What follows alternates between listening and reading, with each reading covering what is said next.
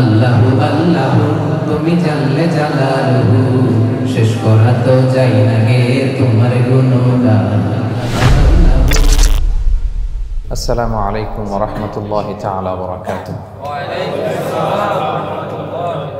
نحمده ونصلي على رسوله الكريم أما بعد فأعوذ بالله من الشيطان الرجيم بسم الله الرحمن الرحيم أم حسبت أن أصحاب الكهف والرقيم كانوا من آياتنا عجبا صدق الله العظيم رب اشرح لي صدري ويسر لي أمري واحلل عقدة من لساني يفقه قولي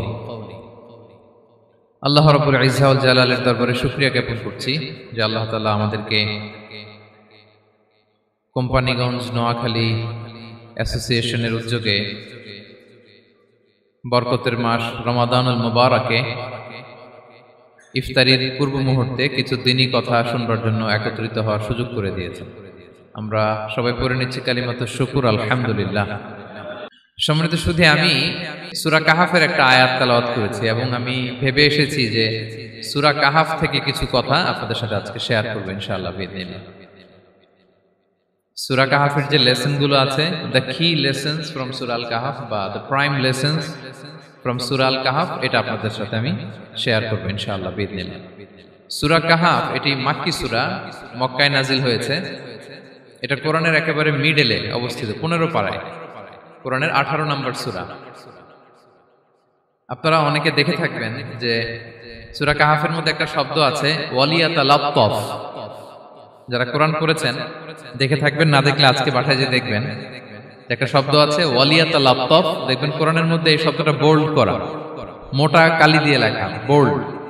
this is the middle of the holy Quran. এটা কোরআনের একেবারে মাঝখানে এই শব্দটা। এর আগে যত আয়াত তার পরে ঠিক তত আয়াত। সুবহানাল্লাহি বিহামদিহি। This is the middle of the holy Quran এবং এটা সূরা কাহাফের মধ্যে আছে। ওয়ালিয়াতালাত্তাফ শব্দটা আপনারা দেখবেন। এবং এই সূরাটা নবুয়তির ৫ম বৎসরে নাজিল হয়েছিল, আবিসিনিয়াতে হিজরতের পূর্বে। তখন সাহাবীদের উপর, নমুসলিম সাহাবাদের উপর কঠিন অত্যাচার চলতেছিল, ভয়ঙ্কর ধরনের অত্যাচার। তো এই সূরাটা নাজিল করে আল্লাহ তাআলা ওনাদেরকে সান্ত্বনা দিলেন এবং বুঝাতে চাইলেন এই অত্যাচার, এই জুলুমের শিকার শুধু তোমরাই হচ্ছ না, এর আগেও হয়েছে অনেকে। 7 জন যুবক ছিল রোমান সাম্রাজ্যে, তারা তাদের ঈমান বাঁচানোর জন্য এরকম কষ্টের শিকার হয়েছিল এবং তারা যে স্বপ্ন দেখেছিল সেই স্বপ্ন আল্লাহ তাআলা বাস্তবায়ন করেছেন। তো এই ঘটনাগুলো শুনিয়ে বেসিক্যালি মক্কার যে নও-মুসলিম সাহাবারা তাদেরকে আল্লাহ তাআলা সান্ত্বনা দিচ্ছিলেন যে ফ্রাস্ট্রেটেড হওয়ার কিছু নেই। ওয়ালা তাহিনু ওয়ালা তাহজানু ওয়া আনতুমুল আ'লাউনা ইন কুনতুম মুমিনিন।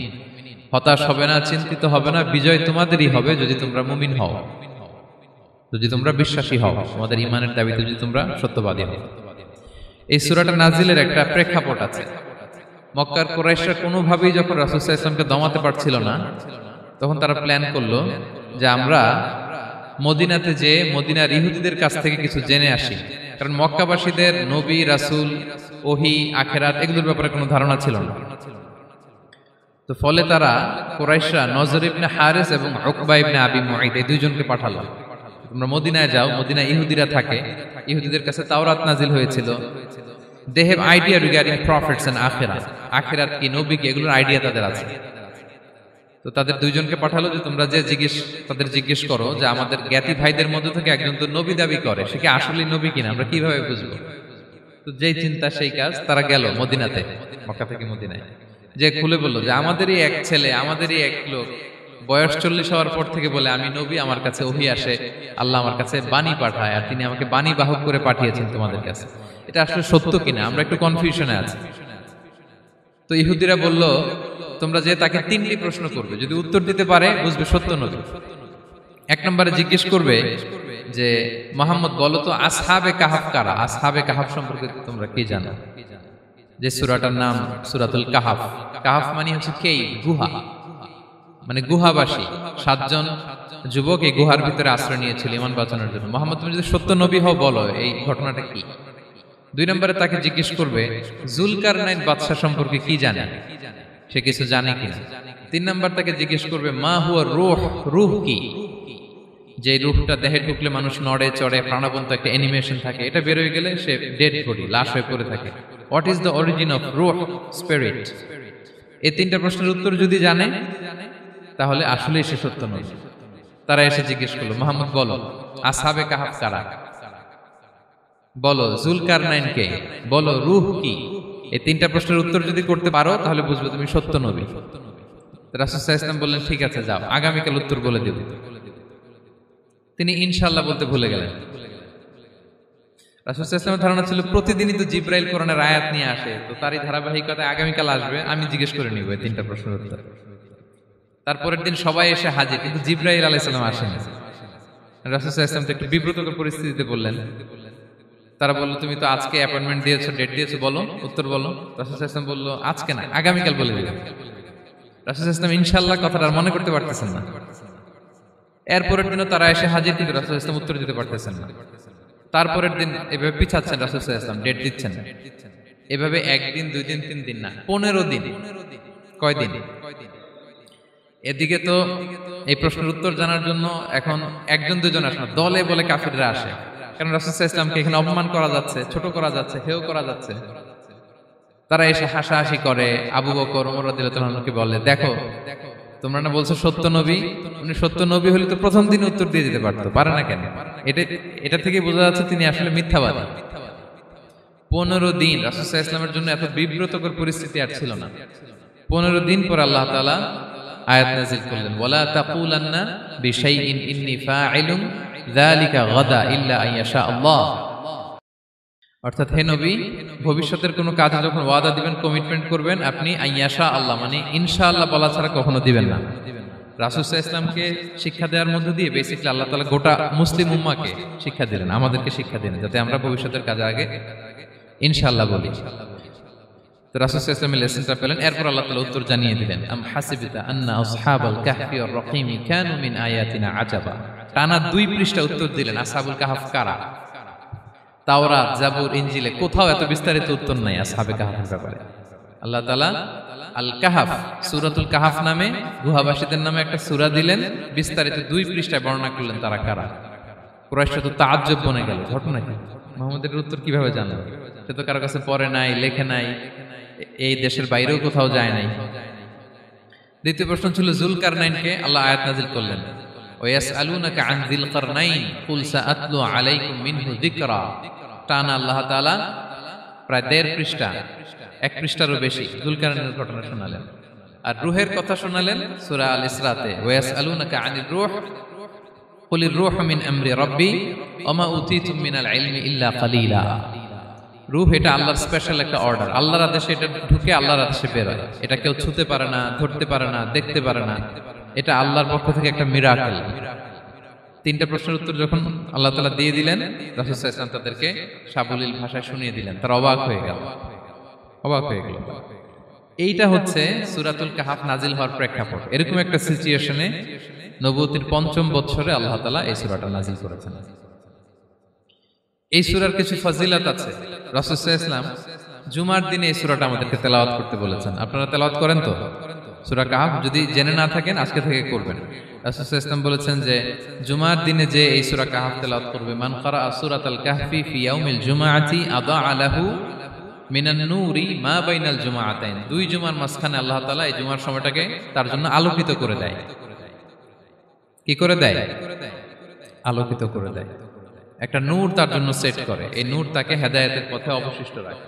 এটা হচ্ছে একটা। তাহলে জুমার দিন আমরা সূরা কাহফ তেলাওয়াত করব, মনে করি এটা সুন্নাহ।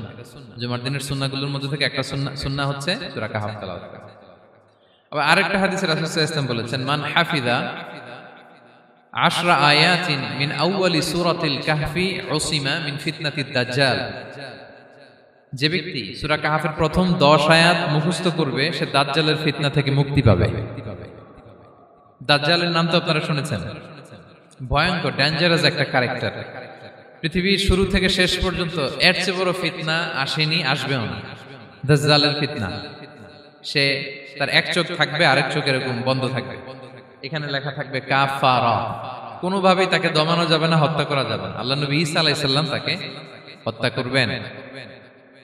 তো যে ব্যক্তি সূরা কাহাফ তেলাওয়াত করবে, সূরা কাহাফের প্রথম 10 আয়াত বিশেষ করে মুখস্থ রাখবে, আল্লাহ তাআলা উসিমা মিন ফিতনাতিদ দাজ্জাল, দাজ্জালের ফিতনা থেকে তাকে বাঁচাবেন। তা আমরা দাজ্জালের ফিতনা থেকে বাঁচতে চাই কি চাই না? আমরা যেন সূরা কাহাফের প্রথম 10 আয়াত মুখস্থ করি, সূরা কাহাফ যেন জুমার দিন আমরা তেলাওয়াত করি।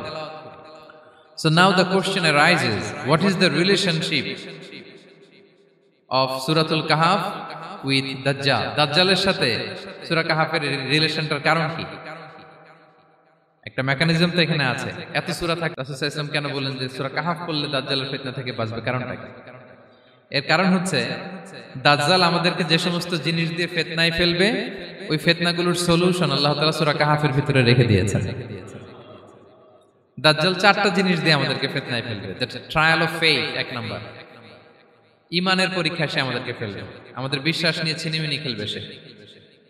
এটার সলিউশন আছে সূরা কাহাফ, আমি বলবো আস্তে আস্তে। 2 নম্বরে দাজ্জাল আমাদেরকে ফিতনায় ফেলবে, দ্য ট্রায়াল অফ ওয়েলথ, সম্পদ দিয়ে সে আমাদেরকে ফিতনায় ফেলবে। 3 নম্বর, দ্য ট্রায়াল অফ নলেজ, জ্ঞান দিয়ে সে আমাদেরকে ফিতনায় ফেলবে। 4 নম্বর, দ্য ট্রায়াল অফ পাওয়ার, ক্ষমতা দিয়ে সে আমাদেরকে ফিতনায় ফেলবে। দাজ্জাল 4টা জিনিস দিয়ে আমাদেরকে পরীক্ষায় ফেলবে। কয়টা? 1 হচ্ছে ঈমানি পরীক্ষা, 2 হচ্ছে সম্পদ দিয়ে পরীক্ষা, 3 হচ্ছে জ্ঞান দিয়ে পরীক্ষা, 4 হচ্ছে ক্ষমতা দিয়ে পরীক্ষা। সে ঈমানের পরীক্ষায় আমাদেরকে ফেলবে। সে এসে বলবে আমি তোমার রব, এবং এটা প্রমাণ করার জন্য যা যা দরকার আল্লাহ তাআলা তাকে সব দিবেন। সে সব করতে পারবে। সে বলবে আমি তোমার রব। যদি বিশ্বাস না হয়, তোমার বাবাকে যদি জীবিত করে বিশ্বাস করবে? অনেকে বলবে হ্যাঁ আমার আব্বাকে জীবিত করে দেখান। তো তার বাবাকে ঠিকই সে জীবিত করে ফেলবে। আসলে শয়তান তার বাবার সূরত নিয়ে সামনে দাঁড়াবে। আরে তাই তো, এটাই তো আমার বাবা, এটাই তো আমার দাদা। মানুষ ফিতনায় পড়ে যাবে, ঈমানের ফিতনায়। সে ভাববে আসলে এটাই বোধহয় আমার রব, এবং তাকে এত ক্ষমতা দেয়া হবে, তার ডান দিকে থাকবে জান্নাত, বাঁ দিকে জাহান্নাম। তার কাছে আল্লাহ এটা দিবে। যে তার কথা শুনবে তাকে সে জান্নাতে ঢুকাবে, কিন্তু জান্নাতে ঢুকে সে জাহান্নামের শাস্তি ভোগ করবে। এটা তার বাইরের মানুষ বুঝবে না, অ্যাপারেন্টলি এটা জান্নাত। আর যে তাকে মানবে না তাকে সে জাহান্নামে ফেলবে, কিন্তু জাহান্নামে ঢুকলেও সে জান্নাতের নাজ নেয়ামত ভোগ করবে। তাহলে এই যে ঈমানের ফিতনায় সে ফেলে দিবে আমাদেরকে। তো ঈমান কি করে বাঁচাবো, এটা সলিউশন আমি শোনাবো আপনাদের। 2 নম্বরে সে আমাদেরকে সম্পদ দিয়ে ফিতনায় ফেলবে। যার যা লাগবে সে তাই দিতে পারবে, যা লাগবে। সে যদি আকাশকে বলে আকাশ বৃষ্টি দাও, যাকে তারা মানবে ওই এলাকায় বৃষ্টি হবে, সুজলা সুফলা শস্য শ্যামলা হবে সে সমস্ত এলাকা, ফল মূলে ভর্তি হবে, বরকত আর বরকত। আর যে এলাকার লোকেরা, জনপদের লোকেরা তাকে মানবে না, সে বলবে ওখানে বৃষ্টি হবে না, হবেও না। ওখানে খরা, দুর্ভিক্ষ, মাটি ফেটে চলছে, মানুষ না খেয়ে মরবে, মহামারী, দুর্ভিক্ষ দেখা দেবে। তখন বিশ্ববাসী মনে করবে এটাই বোধহয় আমাদের রব। তার মানে সম্পদ দিয়ে ফিতনায় ফেলে দিবে। 3 নম্বর হচ্ছে নলেজ, তার জ্ঞানের কাছে গোটা বিশ্ব হার মানবে। পূর্বের পরের যত জ্ঞান আছে সব আল্লাহ তাকে দিবে। ইলমুল আউয়ালিন ওয়াল আখিরিন, এমন কোন প্রশ্ন নেই যেটা দিয়ে তাকে আটকানো যায়। যাই জিজ্ঞেস করবেন সব জানতা, সব বলে দেয়। ভবিষ্যৎবাণী বলে দিবে, বলবে আগামীকাল ওইখানে অমুক দেশে বোমা বিস্ফোরণ হবে, হবে ওইখানে, ওখানে দুর্ভিক্ষ হবে, হবে ভূমিকম্প হবে, হবে। সে যা বলবে তাই হবে। তার জ্ঞানের এই বহর দেখে মানুষ ফিতনায় পড়ে যাবে। 4 নম্বর হচ্ছে দ্য ট্রায়াল অফ পাওয়ার, ক্ষমতা। তার ক্ষমতার সামনে সবকিছু একেবারে ছিন্ন বিচ্ছিন্ন হয়ে যাবে, এত ক্ষমতা হবে তার। সে যেমনটি বলবে তেমনটি করতে হবে। বাতাসের চেয়ে দ্রুত বেগে সে এক দেশ থেকে আরেক দেশে চলে যাবে। তো তার এই সমস্ত অলৌকিক ক্ষমতা দেখে মানুষ ফিতনায় পড়ে যাবে।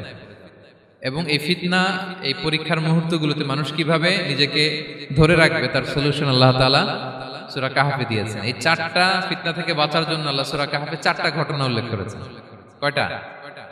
1 নাম্বার হচ্ছে আসহাবে কাহফ, যুবকদের ঘটনা, 7 জন যুবকদের ঘটনা। ঈমান কি করে বাঁচাবেন, সলিউশন ওখানে। সম্পদের ফিতনা থেকে কিভাবে নিজেকে বাঁচাবেন, এজন্য একজন বাগানওয়ালার ঘটনা আল্লাহ সেখানে বলেছেন।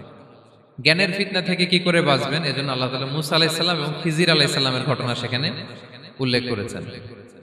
আর ক্ষমতার ফিতনা থেকে কি করে বাঁচবেন এটা বোঝানোর জন্য আল্লাহ তাআলা যুলকারনাইনের ঘটনা উল্লেখ করেছেন। 4টা ফিতনা থেকে বাঁচার জন্য কয়টা ঘটনা? 4টা ঘটনা। আমরা তাহলে একটা একটা করে ঘটনা শুনি, আমরা একটু উদ্ধার করার চেষ্টা করি যে কি কি সলিউশন আল্লাহ তাআলা আমাদের বাতলে দিলেন। এক নম্বরে হচ্ছে আসহাবে কাহাফের ঘটনা। এটা 250 খ্রিস্টাব্দের সময়কালে রোমান সাম্রাজ্যের একজন বাদশা ছিল, নাম দাকিয়ানুস। প্রতাপশালী বাদশা, পৌত্তলিক, মূর্তির পূজা করে। ঈসা আলাইহিস সালাম বিদায় নিয়েছেন 250 বছর হলো। তো সব নবীর ধর্মই কিন্তু ইসলাম, যদিও আমরা নাসারা বলি, ইহুদি বলি, সব নবীদের ধর্মই কি ইসলাম। তো তিনি ছিলেন পৌত্তলিক, মূর্তির পূজা করত। আর তার এলাকায় কেউ যদি ঈসা আলাইহিস সালামের নাম নিত, আখিরাতে বিশ্বাস করত, আল্লাহ বিশ্বাস করত, তাদেরকে তারা পাথর মেরে হত্যা করত। এজন্য ভয়ে কেউ ঈসাই ধর্মে ঈমান আনত না, মানে ইসলামে ঈমান আনত না। এই রাজার ভয়ে সবাই মূর্তির পূজা করত। কিন্তু 7 জন যুবক ছিল, তারা স্রোতে গা ভাসিয়ে দেয়নি। স্রোতের বিপরীতে তারা ঈমান নিয়ে দাঁড়িয়েছে। তারা ঈসা আলাইহিস সালামের রেখে যাওয়া সত্য ধর্মের উপর ঈমান এনেছিল, আখিরাতে তারা বিশ্বাস করত। তো এই 7 জন যুবকের কথা ছড়াতে ছড়াতে রাজা দাকিয়ানুসের কাছে চলে যায়। উনি তো রেগে মেগে আগুন, ডেকে পাঠালো 7 জনকে। তো তাদেরকে জিজ্ঞেস করলো, তোমরা কাকে মানো? বলতেছে, এক আল্লাহকে মানি। সাহসী, খুবই সাহসী। বলতেছে, তুমি কি জানো তোমরা কার সামনে কথা বলতেছো? আমি তো তোমাদেরকে মৃত্যুদণ্ড দিতে পারি। তারা বলে, দেন, কিন্তু আমরা সব বিসর্জন দিলেও ঈমান বিসর্জন দিতে পারবো না। সুবহানাল্লাহ। তো উনি বললেন, তোমরা যুবক মানুষ, রক্ত গরম, আবেগে কথা বলতেছো, 3 দিন সময় দিলাম, যাও, ঈসার নাম ভুলে যাও, আখিরাত ভুলে যাও, আল্লাহর নাম ভুলে যাও। 3 দিন পরে তোমাদেরকে আবার ইন্টারভিউ নেব। ওই দিন যদি একই কথা বলো, পাথর মেরে 7 জনকে দুনিয়া থেকে উড়িয়ে দেব। তারা চলে গেল। এবার 7 বন্ধু মিলে পরামর্শ করতে লাগলো, কি করতে পারি আমরা, এই গুণে ধরা সমাজকে আমরা কিভাবে বাঁচাবো, এই পৌত্তলিকতার ছোবল থেকে এই ইফসিস নগরীকে বাঁচাবো কি করে। নগরীটার নাম ছিল ইফসিস নগরী। বর্তমানে এটা তুরস্কের ইজমির শহরে অবস্থিত। এখনো জায়গাটা প্রত্নতাত্ত্বিকদের ওই ইয়েতে এটা সংরক্ষিত, এখনো টুরিস্টরা যায়। তো তারা বলল, আমরা ঈমান বিসর্জন দিব না, যদি আমরা ওদের কথা মেনে নেই আমরা তো মুশরিক হয়ে গেলাম। চলো আমরা এক কাজ করি, আমরা এলাকা ছেড়ে দিই। এই 7 যুবক আল্লাহর উপর ভরসা করে তারা বাড়ি ঘর, আত্মীয় স্বজন সব ছেড়ে দিয়ে, লোকালয় ছেড়ে দূরে একটা পাহাড়ের ভেতরে আশ্রয় নিল। পাহাড়ের ভেতরে একটা গুহা ছিল, এই গুহাকেই আরবিতে বলে আল কাহাফ। কি বলে? এই সূরার নাম কি? সূরাতুল কাহাফ। তো তাদের সাথে সাথে একটা কুকুরও যাচ্ছিল। তারা বারবার তাড়িয়ে দেওয়ার চেষ্টা করতেছিল কুকুরটাকে, যাতে না যায়, কিন্তু কুকুর শুধু কান্না করে তাদের সাথে যাওয়ার জন্য, ঘেউ ঘেউ করতেছিল। এই কুকুরটাকেও সাথে নিল। ভালো মানুষদের সাথে থাকলে কি হয় দেখেন, এই কুকুরের কথা, যেহেতু 7 জন ইমানদারের সাথে একটা কুকুর ছিল, এই কুকুরের কথা আল্লাহ সূরাতুল কাহাফে উল্লেখ করে দিয়েছে। ওয়া কালবুহুম বাসিতুন যিরাআইহি বিল ওয়াসি। তো তারা ভিতরে গেল, যে প্রচন্ড ক্লান্ত, তারা ঘুমিয়ে পড়ল। কি করলো? এই এক ঘুমে আল্লাহ 309 বছর কাটায় দিলেন। কয়শো 9 বছর? 9 বছর ঘুম, সব ঘুম, প্রচন্ড ঘুম, ঘুম যেন আর কাটে না। 309 বছর পরে এরা জাগলো। এখন খুব ক্ষুধা, ঘুমে আর মোর ভাঙতেছে। আর একজন জিজ্ঞেস করতেছে, কি লম্বা সময় ঘুম দিলাম কোথায় আমরা? একজন বলতেছে, হ্যাঁ মনে সারাদিনই ঘুমাইছি আমরা। আরেকজন বলতেছে, না না সারাদিন না, দিনের কিছু অংশ হয়তো ঘুমাইছি। আসলে কয় বছর ঘুমাইছে? 309 বছর। তো এদিকে সভ্যতার তো চেঞ্জ। এখানে ওই দাকিয়ানুস মরে, এর ছেলে মরে, এর নাতি মরে, পুতি মরে, এখন 6ষ্ঠ নম্বর রাজা আসছে। প্রজন্মের পর প্রজন্ম তো শেষ। 309 বছরে কমপক্ষে 4-5টা জেনারেশন চেঞ্জ হবে। তো জেনারেশন চেঞ্জ হয়ে, এলাকা চেঞ্জ হয়ে, তারা যে স্বপ্ন দেখেছিল এই ইফসিস নগরীতে কালিমার পতাকা উঠবে, তাদের স্বপ্ন আল্লাহ বাস্তবায়ন করেছেন। 309 বছরের ব্যবধানে এই এলাকার সবাই মুসলিম হয়ে গেছে। আল্লাহ চাইছিলেন ওদেরকে দেখাবে এটা, যে স্বপ্নটা যে বাস্তবায়ন হয়েছে এটা দেখাবে। তো ঘুম থেকে উঠছে, একজনকে তারা বললো যে লুকায় লুকায় চাদর মুড়ি দিয়ে কিছু রুটি নিয়ে আসো বাজার থেকে, যাতে তোমাকে না চিনে। চাদর মুড়ি দিয়ে যাও। কিছু পয়সা ছিল, মুদ্রা দিয়ে দিছে। তো সে যে যখন দোকানদারের কাছ থেকে রুটি নিছে আর মুদ্রা দিছে, দোকানদার বলে, এই মুদ্রা কোথা থেকে আসলো? 309 বছর আগে মালয়েশিয়াতে রিঙ্গিট ছিল কিনা জানি না, যেভাবে ওরা ট্রানজাকশন করতে পারে, যেটা ছিল ওইটা যদি এখন কেউ দেয়, রাজধানী বিলাসে খাবার পাওয়া যাবে? হ্যাঁ। তো রুটিওয়ালা বলে, তুমি বর্তমান সময়ের মুদ্রা দাও, এটা দিচ্ছ কেন? বলতেছে, এটা তো বর্তমান সময়ের মুদ্রা। বলতেছে, এই যে মুদ্রার মধ্যে দেখো কোন সালের সিল দেওয়া, এটা তো শত শত বছর আগে। বলতেছে কি বলে 100 বছর আগে? আমি তো আজকে সকালেই বাজার করলাম, ওই বাজার করে যে টাকাগুলো ছিল ওইটাই তো পকেটে। বলতেছে বলে কি? নিশ্চয়ই তুমি গুপ্তধনের সন্ধান পেয়েছো, হিডেন ট্রেজার। বলো, মানে তার সাথে এদের কথাবার্তা কিছু মিলতেছে না। পরে তাকে ধরে ওই সময়কার রাজার কাছে নিয়ে গেছে। ওই রাজা আবার মুসলিম, সবাই মুসলিম তখন। সে যা বলে এরাও কেউ বিশ্বাস করে না, এরাও যা বলে এও বিশ্বাস করে না। আর এলাকা এর বাড়ি ঘর আসবে কোত্থেকে? এর নাতি পুতি যা আছে 5-6 পুরুষ তো মরে সবাই কবরে। তখন তার কথা শুনে সবাই অবাক। তো এটা মিলানোর জন্য তারা 309 বছর আগের দাকিয়ানুস বাদশার সরকারি যে নথিপত্র, ওই পুরাতন ছিঁড়া নথিপত্র তারা বের করলো। বের করে দেখে ঠিকই দাকিয়ানুস নামে এক বাদশা ছিল, আর অনেক শত শত বছর আগে মোস্ট ওয়ান্টেড 7 জন যুবক ছিল, যাদের ব্যাপারে এক্সিকিউশনের অর্ডার ছিল। এখন দেখে তারা অবাক। লম্বা ঘটনা আমি খুব শর্ট করে বলতেছি। পরে সবাই মিলে তাকে সহ ওই গুহায় গেল। গুহায় যাওয়ার পরে সে বাকিদেরকে ডাকতে গুহার ভিতরে ঢুকলো। আল্লাহ তাআলা 7 জনকে ওইখানে মৃত্যু দিয়ে দিলেন। চিরকালের জন্য এই 7 জন ঘুমায় পড়ল। আর এলাকাবাসী রাজা সহ ওইখানে তারা একটা মসজিদ নির্মাণ করলো। This is the story of আসহাবে কাহাফ। তো এলাকাবাসী যদিও মুসলিম হয়েছিল, কিন্তু আখিরাতের ব্যাপারে তাদের একটা সন্দেহ ছিল যে আসলে মানুষ মরার পরে কি আবার জীবিত হবে? মৃত্যুবরণ করার পরে আবার মানুষ জীবিত হবে? তাদের মনের মধ্যে একটা সন্দেহ ছিল যে আসলে মারা গেলে মানুষ আবার উঠতে পারে। তাদের এই সন্দেহ দূর করার জন্য আল্লাহ তাআলা এই 7 জনকে 309 বছর ঘুম পাড়িয়ে আবার জীবিত করলেন। সুবহানাল্লাহ বিহামদিহি।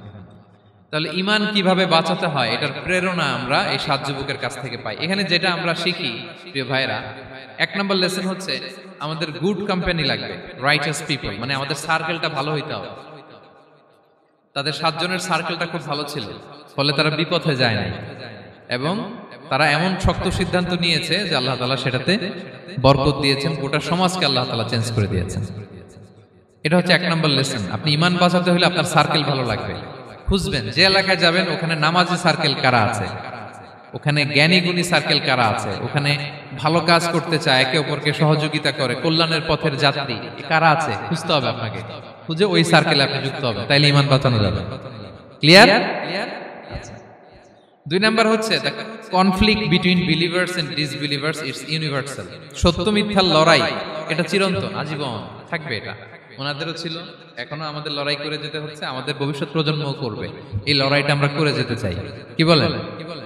হ্যাঁ, থামা যাবে না? আমরা থামতে আসি নাই, আমরা এই লড়াইটা করে যাব। আমরা সত্যের কথা বলেই যাব ইনশাআল্লাহ। বলেন। 3 নাম্বার হচ্ছে যে লেসনটা আমরা পাই, অনেকগুলো লেসন, আমি খুব প্রেসাইজলি বলতেছি। যুবকরা চাইলে একটা সমাজকে পাল্টে দিতে পারে। এই পৃথিবীতে যত বড় বড় বিপ্লব হয়েছে এগুলো যুবকরা এনেছে। তারা হচ্ছে সভ্যতা গড়ার কারিগর। আসহাবে কাহাফ আমাদের এই সময়ের নওজওয়ানদের জন্য প্রেরণা। তারা আমাদের জন্য প্রেরণার বাতিঘর। তারা যেমনি ঈমানকে রক্ষা করেছে, আমাদের যুবকরা চাইলেও তাদের ঈমানি চেতনাতে স্পিরিট দিয়ে সমাজটাকে পাল্টে দিতে পারে। কি বলেন? এখানে বেশিরভাগই তো যুবক। হ্যাঁ, গুড সার্কেলে থাকবেন তো আপনারা?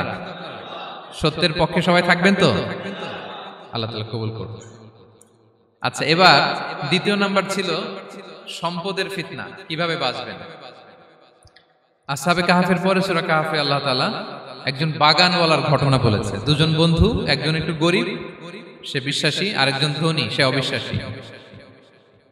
তাকে আল্লাহ তাআলা বিশাল বড় খেজুরের বাগান আর আঙ্গুরের বাগান দিয়েছেন, বিশাল বড়, অনেক বড় বিজনেস ম্যাগনেট। তো এই সম্পদের অহংকার সে করত। সে প্রায় তার গরিব বন্ধুকে বলতো যে তোর চেয়ে আমার সম্পদও বেশি, সন্তানও বেশি, জনবল বেশি, লোকবল বেশি, অর্থবল বেশি, সব বেশি। অহংকারে তার পা মাটিতে পড়তো না। আর সে আখিরাতে অবিশ্বাস করত এবং সে বলতো যে এই সম্পদ আমারে বাঁচাবে, চিরকাল আমাকে স্মরণীয় করে রাখবে, এই সম্পদ কোনোদিন যাবে না। অনেক বড় বড় ধনীরা আছে, তারা এরকম মনে করে যে আমি এত বড় সিআইপি, হ্যাঁ, আমি এত বড় বিজনেস ম্যাগনেট, এই দিন বোধহয় আর চেঞ্জ হতে পারে না, আমার আজীবনই বোধহয় এত পাওয়ার থাকবে, এত সম্পদ থাকবে। এটা ভুল ধারণা। এটা কি ভুল ধারণা? এই যে তুরস্কে দুর্ভিক্ষ হইল না, আপনারা দেখছেন না যে অনেক সম্পদের মালিক বাড়ি ঘর ভেঙে রাস্তার ফকির। এখন ওই যে রিফিউজিদের জন্য যে খাবার আসছে, ওখানে লাইনে দাঁড়াইছে, কারণ এখন লাইনে না দাঁড়ালে খাবারও তো মিলবে না। 1000 কোটি টাকার মালিক ছিল, ভেঙে চুরে সব শেষ। এখন রিলিফের নেওয়ার জন্য দুস্থদের কাতারে ওখানে দাঁড়াইছে, কারণ দাঁড়াইলেই কিছু খাবার পাওয়া যাবে, খিচুড়ি পাওয়া যাবে, তা না হলে তো খাবারটাও মিলবে না। এই যে বঙ্গবাজারে আগুন লাগলো আমাদের বাংলাদেশে, 20টা-25টাও দোকান ছিল অনেকের যাদের অন্যান্য বিজনেস আছে তারা হয়তো সার্ভাইভ করতে পারতেছে, কিন্তু এমন অনেক ব্যবসায়ী ছিল সব শেষ, জ্বলে পুড়ে তার টাকা পয়সা পুঁজি স্বপ্ন সব শেষ। তো ধনীকে গরিব বানাতে আল্লাহর 1 সেকেন্ডও লাগে না। ওই বিশাল প্রাসাদ থেকে টেনে ভাঙ্গা থালা হাতে দিয়ে রাস্তায় নামাইতে আল্লাহর কয় সেকেন্ড লাগে বলেন তো? 1 সেকেন্ডও লাগে না। সো এই লেসনটা কিন্তু আমাদের নিতে হবে। এবং ওই ব্যক্তির নসিবে তাই ঘটেছিল, সে যখন অহংকার করতেছিল আল্লাহ তাআলা আকাশ থেকে হুসবান একটা আগুন পাঠালেন। ওই আগুন এসে তার আঙ্গুরের বাগান, তার খেজুরের বাগান, বিশাল মাইলকে মাইল এই বাগান জ্বালিয়ে পুরো মুহূর্তের মধ্যে সারখার করে, এবং মুহূর্তের মধ্যে সে পথের ভিখারি, ফকির। এই ঘটনাটা এনে আল্লাহ তাআলা সম্পদশালীদেরকে রিমাইন্ডার দিলেন যে এই সম্পদের ফিতনায় তোমরা পড়ে যেও না। আমরা সম্পদশালী হলে বাস্তবতা অনেক সময় ভুলে যাই। সূরাতুল হুমাজাতে আল্লাহ তাআলা বলেন, ইয়াহসাবু আন্না মালাহু আখলাদা। সম্পদশালীরা মনে করে এই সম্পদ আমাকে চিরকাল বাঁচিয়ে রাখবে, চিরকাল বোধহয় এই সম্পদ আমার হাতে থাকবে। না, এটা হাতের ময়লা, আজ আছে কাল নাই, যে কোনো সময় চলে যেতে পারে। এটা হচ্ছে ম্যাটেরিয়ালিস্টিক আউটলুক, বস্তুবাদী চিন্তা থেকে এই আমাদের ধনী ভাইদের এই সমস্যাটা হয়। ভোগবাদী চিন্তার প্রভাব আর কি। সম্পদ যখন হাতে থাকে ধরাকে সরাজ্ঞান করে, মনে করে যে সবই আমার কন্ট্রোলে। না, আপনারে ওই গরিবের কাতারে আনতে, ওই রিলিফের সম্পদ নেয়ার জন্য ওই লাইনে দাঁড় করাইতে আল্লাহর 1 সেকেন্ডও লাগে না। এটা খেয়াল রাখতে হবে। আমরা যখন প্রাইভেট কারে চড়ি মাঝে মাঝে অনেকে এসে হাত পাতে, এদেরকে ছোট করা যাবে না। গল্পটা আল্লাহ ভিন্ন করতে আল্লাহর 1 সেকেন্ডও লাগে না। ওইদিকে আমি দাঁড়ায় হাত পাততাম আর উনি প্রাইভেট কারে বসে থাকতো। আল্লাহ চাইলে এরকম করতে পারতেন না? পারতেন। তো এখান থেকে আমাদের জন্য শিক্ষা হচ্ছে সম্পদ এটা ক্ষণস্থায়ী, আজ আছে কাল নাই। এটা ক্ষণস্থায়ী, এটাকে এভারলাস্টিং মনে করা যাবে না। এভারলাস্টিং হচ্ছে আখিরাত। ওয়ালাল আখিরাতু খায়রুল লাকা মিনাল উলা। আখিরাত তোমার জন্য দুনিয়ার চেয়ে শ্রেষ্ঠ। এবং আল্লাহ তাআলা দৃষ্টান্ত একটা দিয়েছেন যে দুনিয়ার জীবনটা হচ্ছে কামা, ওই পানির মতো যেটা আনজালনাহু মিনাস সামা, আকাশ থেকে নাজিল করেছি। ওই পানি ক্ষেতের মধ্যে পড়ে ফসল, ফুল ফসল হয়েছে। এরপরে যখন ফসল কাটা হয় ওই ক্ষেত খামার এগুলো তৃণলতা হয়ে যায়, ভুসির মতো হয়ে যায়। তখন বাতাসের ঝাপটায় একবার এদিকে যায় একবার ওদিকে যায়। অনেক লম্বা উপমা, আমি সংক্ষেপে বললাম। তো শেষ আউটপুটটা হচ্ছে এটা, সম্পদ এটা মুহূর্তেই চলে যেতে পারে। সম্পদ উপার্জন জায়েজ আছে, মুসলিমরা সম্পদ উপার্জন করতে পারবে, কোনো অসুবিধা নাই। আপনি যদি ধনী হন এটা ভালো, ফলে আপনি যাকাত দিতে পারবেন, অসহায় দুস্থদের সহায়তা করতে পারবেন, কন্ট্রিবিউট করতে পারবেন। আপনি সম্পদ হাতের মুঠোয় নেবেন, কন্ট্রোল করবেন, কিন্তু এই দিকে স্থান দিবেন না। দ্যাটস ইট, তাহলেই হবে। আমরা সম্পদ কি করতে পারবো? উপার্জন করতে পারবো, কিন্তু হৃদয়ে স্থান দিতে পারবো না। হৃদয়ে স্থান থাকবে আখিরাতে। এই মাইন্ডসেট যদি আপনি গড়ে তোলেন তাহলে সম্পদের ফিতনা আপনি কখনো পড়বেন না। এই পয়েন্টটা কি ক্লিয়ার সবার? ক্লিয়ার। 3 নাম্বার ফিতনা ছিল কিসের ফিতনা দেখি কে বলতে পারে? প্রথমটা হচ্ছে বিশ্বাস বা ঈমানের ফিতনা, 2 নাম্বার হচ্ছে সম্পদের ফিতনা, 3 নাম্বার জ্ঞানের ফিতনা। জ্ঞানেরও কিন্তু ইলমেরও একটা গরম আছে, যার ইলম আছে তার মধ্যে এই সমস্যাটা কাজ করে। সেটার জন্য আল্লাহ তাআলা মুসা আলাইহিস সালাম, খিজির আলাইহিস সালামের ঘটনা বলেন। আমি খুব সংক্ষেপে বলবো, সময় কম। মুসা আলাইহিস সালাম হচ্ছে বনি ইসরাইলের নবী, আর খিজির আলাইহিস সালাম কেউ বলেছেন নবী, কেউ বলেছেন আল্লাহর ওলি। আসলে আরবিতে ওনার নাম খদির, আমরা বাংলায় বলি খিজির। খদির মানে সবুজ। উনি যে কোনো জায়গায় বসলে ওখানে মরা গাছ লতা পাতা এগুলো সবুজ হয়ে যেত। অনুর্বর এলাকার উপর দিয়ে হেঁটে গেলে ওটা উর্বর হয়ে যেত। তো মুসা আলাইহিস সালাম একবার ওয়াজ করতেছেন এইভাবে বনি ইসরাইলের সামনে, খুতবা দিচ্ছেন। হঠাৎ এক লোক দাঁড়ায় বলে, ইয়া নবী আল্লাহ, মান আ'লামু ফিল আরদ, বর্তমান পৃথিবীতে সবচেয়ে জ্ঞানী কে? মুসা আলাইহিস সালাম বলেন, ফাকালা আনা, আমি। কি বললেন? উনি আসলে ভুল কিছু বলেন নাই, কারণ প্রত্যেক জামানার নবীকেই আল্লাহ তাআলা সবচেয়ে বেশি জ্ঞান দিয়ে পাঠান, কারণ তার কাছে ওহীর জ্ঞান আসে, অদৃশ্যের খবর আসে, ইলমুল গায়ব আসে। কিন্তু এই উত্তরটা আল্লাহ তাআলার পছন্দ হয় না। আল্লাহ তাআলা চাচ্ছিলেন মুসা যদি বলতো আল্লাহ তাআলাই জানে কে জ্ঞানী বা আল্লাহই সবচেয়ে জ্ঞানী, এরকম হলে ভালো হতো। কিন্তু মুসা আলাইহিস সালাম কি বলছে? আমি। একজন প্রশ্ন করলো, সবচেয়ে বড় জ্ঞানী কে? উনি কি বললেন? আমি। এই যে আমি এটাতে ঝামেলা আছে। আমি বড়, আমি জানি, আমি সব। This is problematic.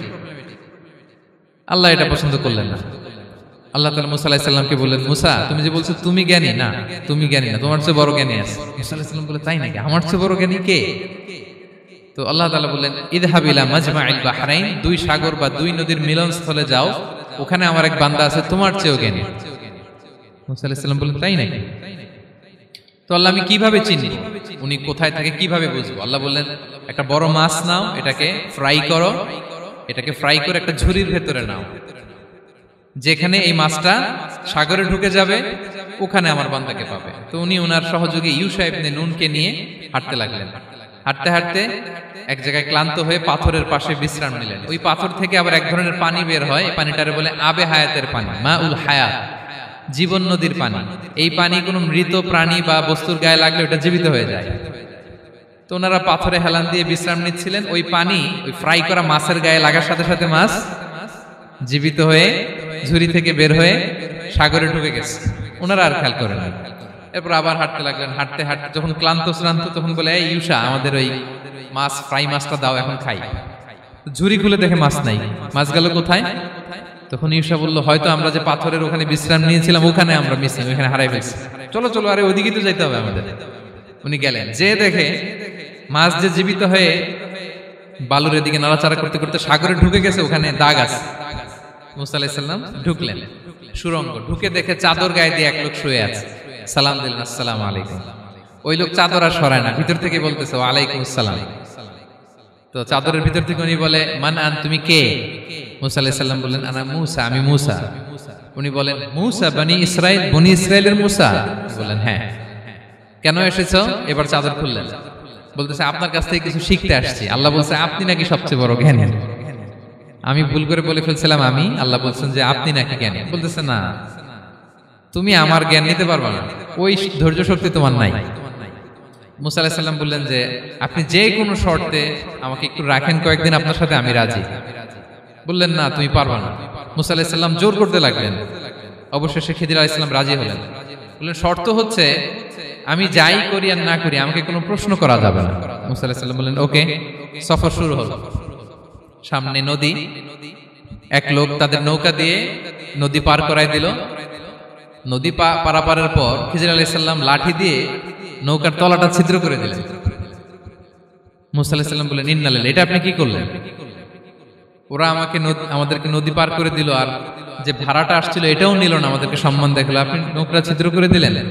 খিজির আলাইহিস সালাম বলছে, এই যে আমি বলছিলাম না তুমি ধৈর্য ধারণ করতে পারবো না, যাও, তোমার রাস্তায় তুমি, আমার রাস্তায় আমি। মুসা আলাইহিস সালাম আবার ক্ষমা চাচ্ছেন যে, আপনি আমার ক্ষমা করেন, আমি তো ভুলে গেছি, আর প্রশ্ন করবেন না। চলতে লাগলেন। হঠাৎ বাচ্চারা খেলতেছে, এক বাচ্চাকে ধরে হত্যা করলেন খিজির আলাইহিস সালাম। এবার তো মুসা আলাইহিস সালাম রেগে গেছে, আপনি করলেনটা কি? নিষ্পাপ ফুলের মতো শিশুকে হত্যা করলেন। খিজির আলাইহিস সালাম বলে, এই যে আমি জানতাম যে তুমি ধৈর্য ধারণ করতে পারবে না, তোমার রাস্তা এক, আমার রাস্তা এক, যাও। এবার মুসা আলাইহিস সালাম করজোর করতেছে যে, this is the last chance, একটা ফাইনাল চান্স দেন, একটা সুযোগ দেন, আর আমি প্রশ্ন করব না, এটাই লাস্ট। বলেন, ওকে, ঠিক আছে। হাঁটতে হাঁটতে এক ইহুদি বসতির সামনে যে হাজির। দুজনই খুব ক্ষুধার্ত, খাবার চাইলো, এরা আবার কৃপণ, খাবার দিল না। তো খিজির আলাইহিস সালাম বললেন, ঠিক আছে, খাবার যেটা দিচ্ছেন আমরা চলে যাই। যাওয়ার পথে দেখতেছে এই এলাকার একটা দেয়াল ভেঙে পড়ে যাবে। তিনি বললেন, মুসা চলো এটা ঠিক করে দেই। দুইজন মিলে প্রচন্ড ক্ষুধায় এটা সেটা এনে দেয়ালটা তৈরি করতেছে। মুসা আলাইহিস সালাম তো এমনিই রাগী, পেটে আবার ক্ষুধা, আবার বলছে কিছু বলাও যাবে না। তিনি এবার আর প্রশ্ন করেন, বলতেছে, ওরা এত কিপটামি করলো আর আপনি এটা করে দিলেন, আপনি তো চাইলে এটা টাকা নিতে পারতেন, পারিশ্রমিক নিতে পারতেন চাইলে। এই কথা বলার পর খিজির আলাইহিস সালাম বললেন, হাযা ফিরাকু বাইনি ওয়া বাইনি, এখানেই তোমার আর আমার সেপারেশন, আর সামনে আগানো যাবে না, তোমার কোনো ধৈর্যই নাই। তো এতটুকু তোমাকে আমি বলি যে আমি একটাও আল্লাহর আদেশ ছাড়া করি নাই, আল্লাহর আদেশে আমি করেছি। কি? এক নম্বর হচ্ছে, ওই যে আমাদের ভাড়া নিতে চাইলো না, আমাদেরকে পার করে দিল, নৌকাটা ছিদ্র করেছি কারণ এই এলাকায় একজন জালিম বাদশা আছে, সে নৌকা পেলেই গরিব মাঝিদের নৌকা সিজ করে নিয়ে যায়। তো এটাকে যখন তলায় ছিদ্র করে দিছি, এই রাজার লোকেরা এসে দেখবে যে এটা তলা ছিদ্র, তো পানি ঢুকতেছে, এটা আর নিবে না, ওরা পরে সামহাও এটা রিপেয়ার করে চালাইতে পারবে। মুসা আলাইহিস সালাম বলে, সুবহানাল্লাহ, তাই তো, এটা তো আমি বুঝতে পারি নাই। আর ওই ছোট শিশুটাকে হত্যা করছি ও অনেক বড় জালিম হবে এলাকা, তার ফিতনায় এলাকাবাসী তটস্থ থাকবে, সে তার মা বাবাকেও জাহান্নামে নেবে। এজন্য আল্লাহ তাআলা আদেশ দিয়েছেন আমাকে, আল্লাহর আদেশে আমি তাকে হত্যা করেছি। মুসা আলাইহিস সালাম বললেন, তাই তো, এটা তো অনেক ভালো কাজ করছেন। তাইলে তো বলতেছে, তাহলে ওইটা বলেন। খাবারও দিল না, এত কৃপণ, এদের দেয়াল কেন ঠিক করতে গেলেন আপনি? তখন তিনি বললেন যে আসলে এটা একটা ইয়াতিমদের ঘর ছিল, দুইটা ইয়াতিম শিশু, তাদের বাবা মা খুব ভালো ছিল, আর এই দেয়ালের নিচে আছে গুপ্তধন। এই দেয়ালটা পড়ে যাবে, এই গুপ্তধন তারা ছোট মানুষ নিতে পারবে না, এলাকাবাসী তাদেরকে বঞ্চিত করে নিয়ে যাবে। আমি দেয়াল গড়ে দিলাম যাতে করে তারা যখন প্রাপ্তবয়স্ক হয় নিজেদের সম্পদ নিজেরা বুঝে নিতে পারে। সুবহানাল্লাহ ওয়া বিহামদি। মুসা আলাইহিস সালাম বলে, তাই তো, এগুলো তো আমি বুঝতে পারি নাই। তো এই ছিল খুব সংক্ষিপ্ত পরিসরে মুসা আলাইহিস সালাম খিজির আলাইহিস সালামের ঘটনা। তো রাসূল সাল্লাল্লাহু আলাইহি ওয়াসাল্লাম বুখারীতে একটা চমৎকার কথা বলেছেন। তিনি বলেছিলেন, ওয়াদিদনা আন্না মুসা সাবার হাত্তা ইউকাসসা আলাইনা মিন আমরিহিম। রাসূল সাল্লাল্লাহু আলাইহি ওয়াসাল্লাম বলেছিলেন, ইস, আমার ভাই মুসা যদি আরেকটু ধৈর্য ধরতো তাহলে আরো কিছু অজানা তথ্য আমরা জানতে পারতাম। এখান থেকে, এই ঘটনা থেকে আমরা কি শিখলাম? প্রথম যেটা আমরা শিখলাম, জ্ঞান নিয়ে বড়াই করতে নেই, ঠিক কিনা? জানার কোনো শেষ নেই, জাননেওয়ালার উপরও জাননেওয়ালা আছে, জ্ঞানীর উপরও জ্ঞানী আছে। আপনি কিছু জেনেই মনে করবেন না আমি সব জানি। আপনার চাইতেও বেশি জ্ঞানী অনেকে আছে। অনেক সময় বক্তার চাইতেও শ্রোতারা অনেক জ্ঞানী। হয়তো এখানে এমন অনেক জ্ঞানী লোক আছে যার ধারে কাছেও আমরা কেউ নেই, হতে পারে। সো আমি সব জানি, এটা ভুল, এটা শয়তান বলে। এটা কে বলে? শয়তান বলে। আবু নাওয়াস একটা কবিতা লিখেছেন, ওয়াকুল লিমান ইয়াদঈ ফিল ইলমি ফালসাফাতান হাবাসতা শাইআন ওয়া গাবাত আনকা আশিয়াউ। কেউ যদি বলে আমি সব জানি, তুমি তাকে বৃদ্ধাঙ্গুলি দেখিয়ে বলো আপনি কিছুই জানেন না, আপনি অল্প কিছু জেনেছেন, জানার এখনো অনেক বাকি। তাহলে মুসা আলাইহিস সালামের এই ঘটনা জিজ্ঞেস করা হলো, কে জ্ঞানী? উনি বললেন, আমি জ্ঞানী। এরকম কি আমরা কখনো বলবো? না। সবচাইতে বড় জ্ঞানী কে? ওয়া ফাওকা কুল্লি যী ইলমিন আলিম। সবচাইতে বড় জ্ঞানী আল্লাহ তাআলা। সো জ্ঞান নিয়ে আমরা অহংকার করব না। দুই নম্বর যে শিক্ষাটা আমরা পাই, ওই যে নৌকা দিয়ে পারাপার হচ্ছিল, তখন একটা চড়ুই পাখি এসে সাগরের মধ্যে মুখ দিয়েছিল। তো খিজির আলাইহিস সালাম বললেন, মুসা, তুমি কি চড়ুই পাখিটা দেখতে পাচ্ছ? হ্যাঁ, দেখতে পাচ্ছি। চড়ুই পাখিটা যে সাগরে মুখ দিলে দেখতে পাচ্ছ? হ্যাঁ, দেখতে পাচ্ছি। তখন খিজির আলাইহিস সালাম বললেন, চড়ুই পাখিটা সাগরে মুখ দিয়ে পানি খাওয়ার পরে চড়ুই পাখির ঠোঁটে বা চঞ্চুতে যতটুকু পানি লেগে আছে, এই পানিটা হচ্ছে তোমার, আমার এবং মহাবিশ্বের আমাদের সকলের জ্ঞান। আর এই মহাসাগরের সকল পানি হচ্ছে আল্লাহ তাআলার জ্ঞান। আল্লাহ তাআলা বলেছেন, ওমা উতিতুম মিনাল ইলমি ইল্লা কালিলা। আমি তোমাদেরকে একেবারে অল্প জ্ঞান দিয়েছি, একেবারে অল্প। এই রহস্যে ঘেরা এই মহাবিশ্বের অনেক কিছু আমাদের অজানা। প্রিয় ভাইরা, আমরা অনেক কিছু জানি না, আমাদের এই লিমিটেড নলেজে এগুলো ধরে না, তারপর আমরা জ্ঞানের বড়াই করি। আপনারা উপমাটা বুঝতে পারছেন? একটা নৌকা থেকে চড়ুই পাখি ঠোঁট দিয়ে পানি খাচ্ছে, পানি খাওয়ার পরে স্বভাবতই চড়ুই পাখির ঠোঁটে একটু পানি তো লাগবে। খিজির বললেন যে এই পানিটা হচ্ছে তোমার, আমার, পৃথিবীর সবার জ্ঞান, আর এই সাগরের বাকি পানিগুলো কার জ্ঞান? এবার বুঝতে পারছেন আল্লাহ তাআলার জ্ঞানের পরিধি। আমরা জ্ঞান নিয়ে যেন কখনো কি না করি, বড়াই না করি। জ্ঞান দুই ধরনের, একটা বাহ্যিক জ্ঞান, একটা অন্তর্নিহিত জ্ঞান। External knowledge, internal knowledge. আমরা যখন কোরআন হাদিস পড়ি আমাদের বাহ্যিক জ্ঞান অর্জন হয়। কোরআন হাদিস পড়লেই আপনি জ্ঞানী হয়ে যান। এটা কোরআন হাদিস পড়তে হয়, এটা ডাইজেস্ট করতে হয়, এটার উপর আমল করতে হয়। এই জ্ঞান অর্জন শেষে এরপরে আল্লাহর প্রিয় বান্দাদেরকে আল্লাহ অন্তরে ইলমের নূর দেন, ইলহাম দেন। That is the knowledge, that is the pure knowledge. আপনি হাফেজে কোরআন হয়ে ভাবেন না আপনি সব জানেন, আপনি বুখারী মুখস্থ করে ভাবেন না সব জানেন। এই সব জ্ঞান অর্জন করার পরে ইলমের নূর হাসিল হয়, সেটা আল্লাহ সবারে দেয় না।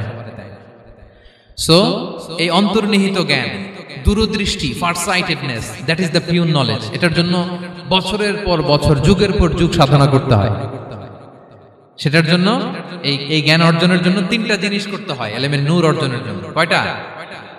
এক হচ্ছে বিনয়, দুই হচ্ছে সফর, তিন হচ্ছে সবর। আবার বলি, এক হচ্ছে বিনয়, দুই হচ্ছে সফর, তিন হচ্ছে সবর। আল্লাহ তাআলা আল্লাহর নবীকে তাওরাত দেওয়ার পরেও আরো ট্রেনিং সেশন করাইছেন খিজির আলাইহিস সালামের কাছে। যাও, ওনার কাছে গেলে তুমি ছোট হবা, নত হবা। জ্ঞান যদি আমি নিতে চাই আমাকে ছোট হইতে হবে। ধরেন একটা গ্লাস থেকে একটা খালি গ্লাসে পানি ঢালবো, তো যেটাতে নেওয়া হবে এটা উপরে থাকলে হবে?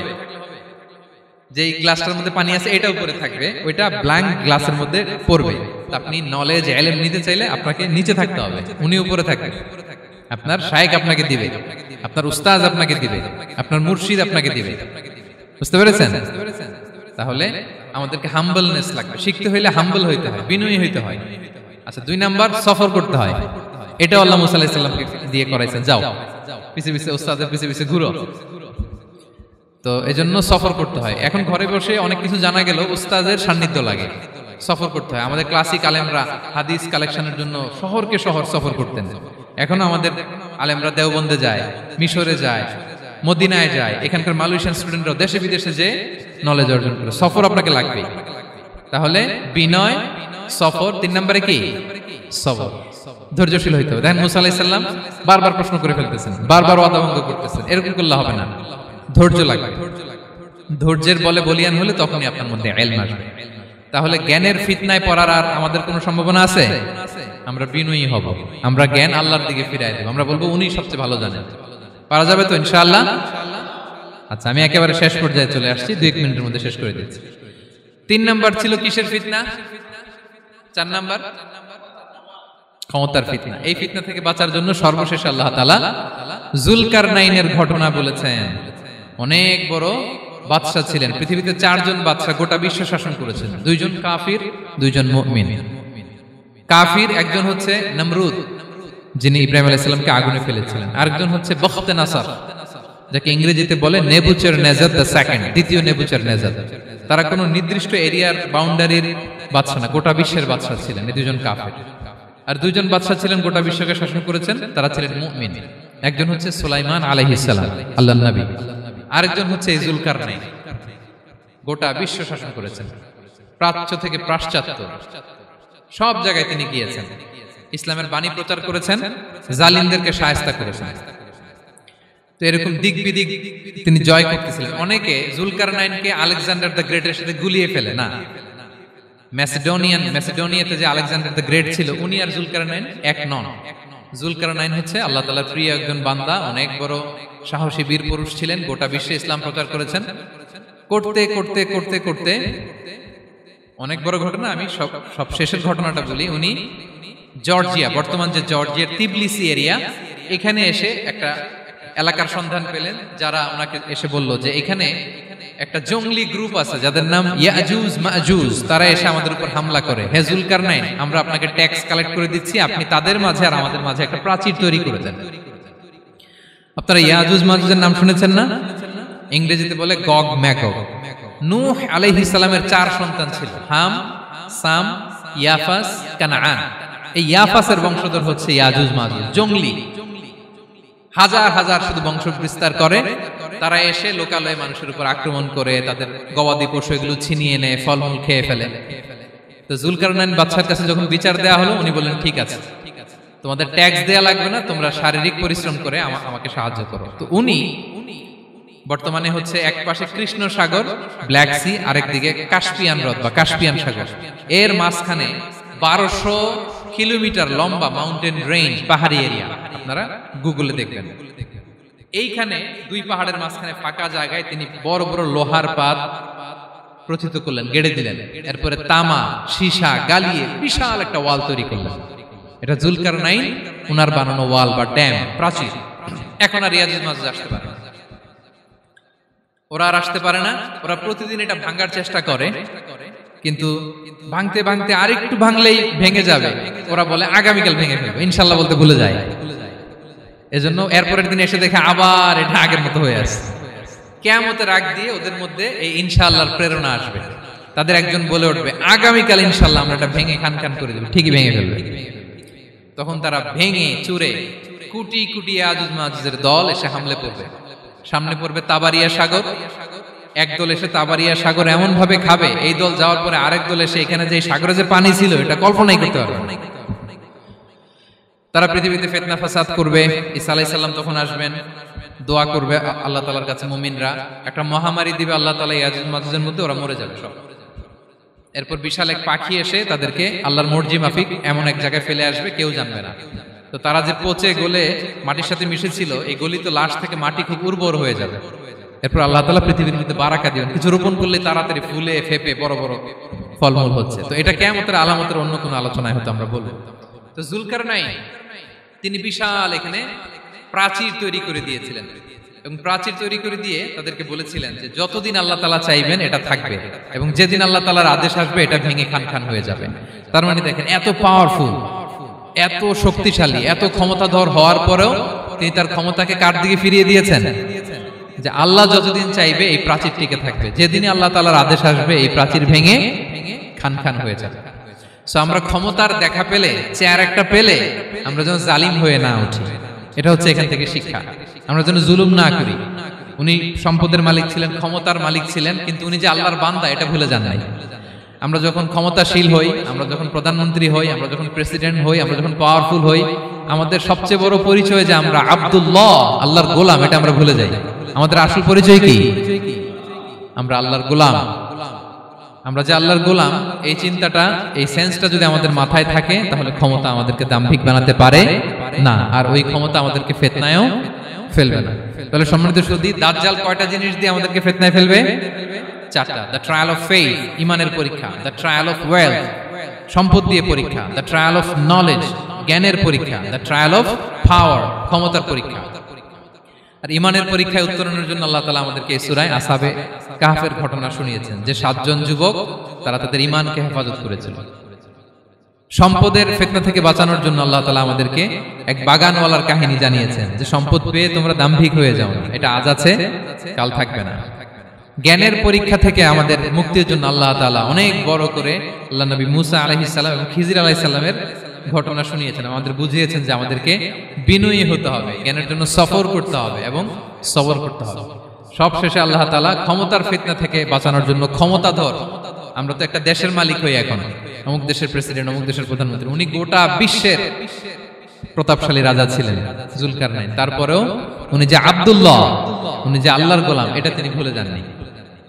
তাহলে এইভাবে যদি আমরা এই ফিতনাগুলো থেকে বাঁচার চেষ্টা করি তাহলে এই ফিতনা থেকে আমরা বেঁচে থাকতে পারবো, এবং দাজ্জাল যদি এই মুহূর্তেও আসে সে আমাদেরকে বিভ্রান্ত করতে পারবে না। পারবে? পারবে না ইনশাআল্লাহ। ইনশাআল্লাহ বলেন। আর ভবিষ্যতের সব কাজের আগে আমরা সবসময় কি বলবো? মনে থাকবে সবার? আল্লাহ তাআলা আমাদের সবাইকে কথাগুলো বোঝার ও আমল করার তৌফিক দান করুক। হাযা মা ইনদি ওয়াল ইলমু ইনদাল্লাহ আলাইহি তাওয়াক্কালতু ওয়া ইলাইহি উনীব। ওয়াসসালামু আলাইকুম ওয়া রাহমাতুল্লাহি তাআলা ওয়া বারাকাতুহু।